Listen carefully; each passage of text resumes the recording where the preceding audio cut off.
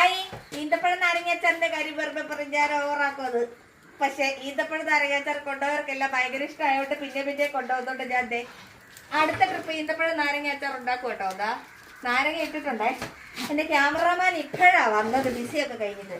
അപ്പൊ പിന്നെ എപ്പോഴും വീഡിയോ എടുക്കാൻ പറ്റിയല്ലോ. അപ്പൊ ഞാൻ പിന്നെ ആക്കി കഴിഞ്ഞപ്പോ വീഡിയോ അപ്പോഴാ ഓടി വന്നേ. അന്നേരം എടുത്തേക്കാന്ന് വിചാരിച്ചു. ഇനി നമുക്ക് ഈന്തപ്പഴം ഇതിന്റെ മുകളിലോട്ട് ഇട്ട് കൊടുക്കാം. അപ്പൊ നമ്മുടെ ഈന്തപ്പഴം ഇവിടെ ഇട്ടിട്ട് ഒരു 5 മിനിറ്റ് നമ്മൾ വെയിറ്റ് ചെയ്യും കേട്ടോ.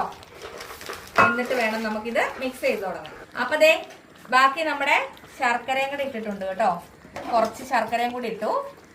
ഇനി നമുക്ക് ഇതൊന്ന് മിക്സ് ചെയ്തിട്ട് എങ്ങനെ ഉണ്ടാവും നോക്കാം.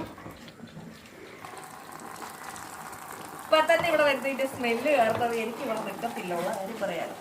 അപ്പൊ നമ്മുടെ ഈന്തപ്പഴം നാരങ്ങ അച്ചാറ് നല്ല സെറ്റ് ആയിട്ടുണ്ട് കേട്ടോ. ഇത് കേട്ടോ. പിന്നെ നമ്മുടെ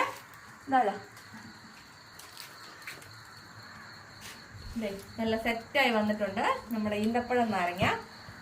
പിന്നെ നമ്മുടെ പാത്രങ്ങളൊക്കെ കഴുകി ഉണങ്ങിയതൊക്കെ ഒന്നും കൂടെ നല്ല ചൂടാവാൻ വേണ്ടി വെച്ചിട്ടുണ്ടായിരുന്നു. അപ്പൊ നല്ല ചൂടായി, നല്ല നല്ല സ്റ്റെറൈലായിട്ടുണ്ട്. ഇനി കോരിയിടാം. അപ്പൊ പരിപാടി കഴിഞ്ഞു. ഇനി ഇതെല്ലാം കോരിയിട്ട് നമുക്ക് നാളെ പാക്ക് ചെയ്ത് കഴിയുമ്പോൾ പിന്നെ നിറച്ച് വെച്ചിട്ട് ഫോട്ടോ എടുക്കണമല്ലോ. അന്നേരം കാണാം കേട്ടോ. അപ്പം ഈന്തപ്പഴം നാരങ്ങ അച്ചാർ വേണ്ടവര് വാട്സപ്പ് ചെയ്തോട്ടോ. ബൈ.